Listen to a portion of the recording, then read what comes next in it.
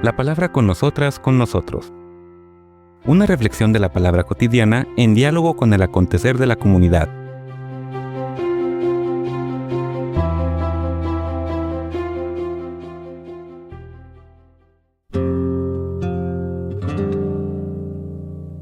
Hola, buenos días. Bienvenidas, bienvenidos a la palabra con nosotras, con nosotros. Ayer comenzamos todo este corpus, así se le llama normalmente a una colección, una antología de textos en particular de un autor o de una parte de la Biblia, este corpus deuteropaulino que en realidad decíamos son 3 bloques de textos, cartas pastorales, cartas doctrinales y la carta a los hebreos. Y empezamos con las cartas pastorales, describiendo que, como su nombre lo indica, tratan de dar una pauta a lo que significa este servicio en la iglesia. El servicio del pastor, de aquella persona que tiene bajo su cargo a una comunidad y que tiene como responsabilidades, de manera analógica a lo que vemos en un pastor de un rebaño, que no le falte alimento a su comunidad, que esté en un lugar existencial como paralelo de un lugar físico agradable, pues conducente a su crecimiento, y sobre todo protegerla de cualquier amenaza externa. En el momento en que se escriben estas cartas, pues hay varias amenazas. Todavía no se consolida a nivel de una persecución en todo el territorio romano, pero sí había problemas, persecuciones locales, dificultades de las comunidades cristianas con las autoridades locales. De esas había que protegerlas, pero empiezan a haber más amenazas, peligros, por doctrinas externas, doctrinas que desvirtúan el mensaje del Evangelio, lo que se conoce como la memoria del Señor Jesús, es decir, realmente quién fue Jesús, cómo vivió, qué enseñó, que desde luego sirve de referente para el camino mistagógico, el camino de encuentro con el resucitado, y percibir en cada persona que experimenta esa transformación que aparecen las mismas actitudes y sentimientos del Señor Jesús. Nos hace recordar el preámbulo de la carta paulina a los filipenses, el preámbulo al bellísimo himno cristológico, ¿no? Cristo, siendo de condición divina, no se aferró a esa, sino que se vació, se entregó, asumiendo nuestra condición humana y la muerte en cruz para redimirnos. Pero en el preámbulo Pablo dice, asuman las mismas actitudes, sentimientos, disposiciones del Señor Jesús, de amor, de servicio, de sencillez, etc. Y hemos dicho muchas veces esta propuesta de una práctica religiosa radicalmente diferente a las que se veían en el entorno de la época. Una práctica religiosa, una manera de entender a Dios y la relación con Dios desde el amor. Había un peligro, siempre lo ha habido y sigue habiéndolo, de olvidarse de la memoria del Señor Jesús. ¿Quién fue el Señor Jesús? ¿Cómo vivió? ¿Cómo vivió su práctica religiosa? ¿Qué le enseñó a sus discípulos? ¿Qué actitudes tenía él? De tal manera que ese modelo del Señor Jesús es el modelo de la iglesia. Una iglesia en donde el Jesús de los evangelios no se sentiría a gusto, no se sentiría identificado, no, como hemos dicho en otras ocasiones, no el Jesús de las estampitas, no el Jesús que ha sido, pues de alguna manera, transformado a lo largo de siglos y siglos por todo un bagaje cultural, sin lugar a dudas, con un referente temporal, que de alguna forma va desvirtuando al Jesús del Evangelio.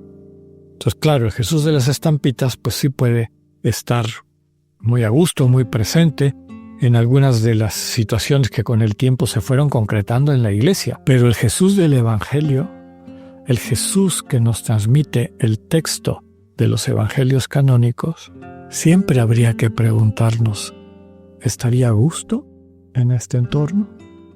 El entorno en que vivimos y cómo nos hacemos iglesia, ¿es un lugar donde Jesús cabría sin problema? ¿El Jesús de los evangelios? ¿Estamos siendo fieles a sus enseñanzas o nos hemos dejado llevar por otras cosas?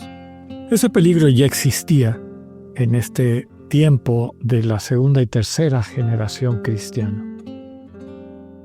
Ya hemos visto a lo largo de las cartas de Pablo el peligro fuerte de querer convertir a este nuevo movimiento en una especie de judaísmo reformado.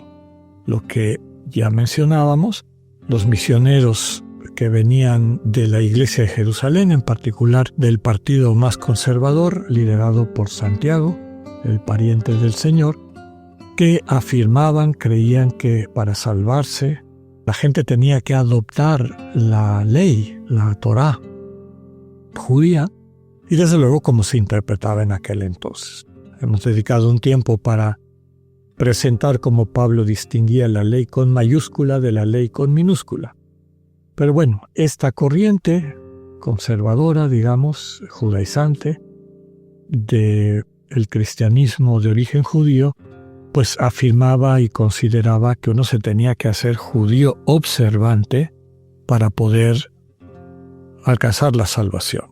Desde luego que detrás de eso había muchísimas resistencias que se pueden entender, sin lugar a dudas.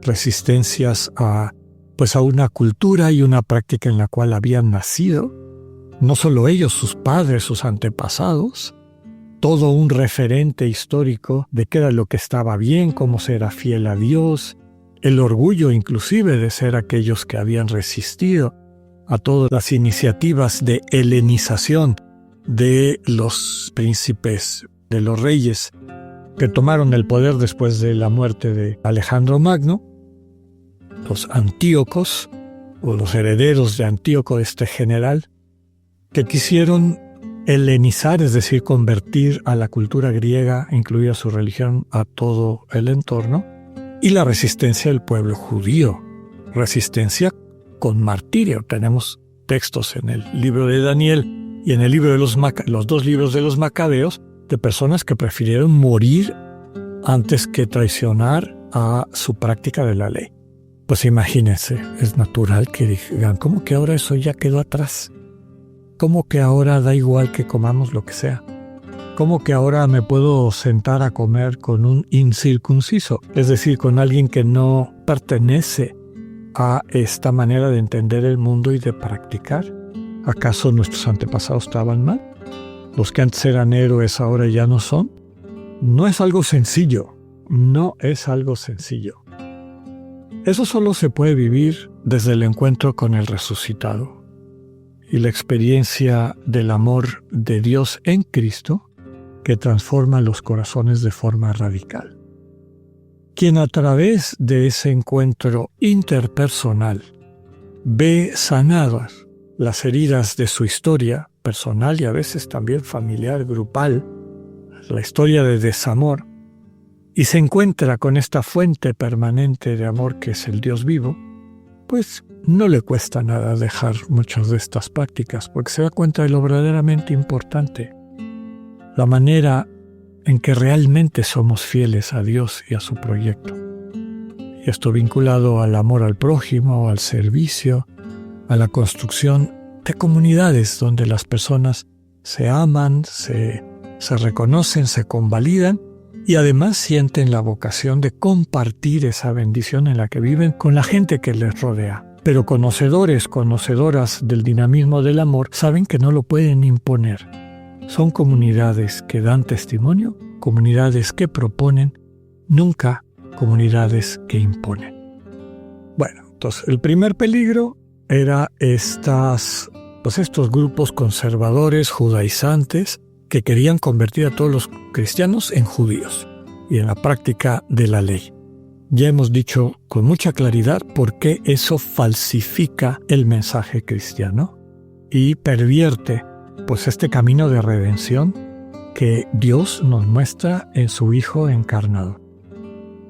Mañana vamos a ver el segundo gran peligro doctrinal con que se enfrentan estas primeras comunidades. Que tengan un buen día, Dios con ustedes.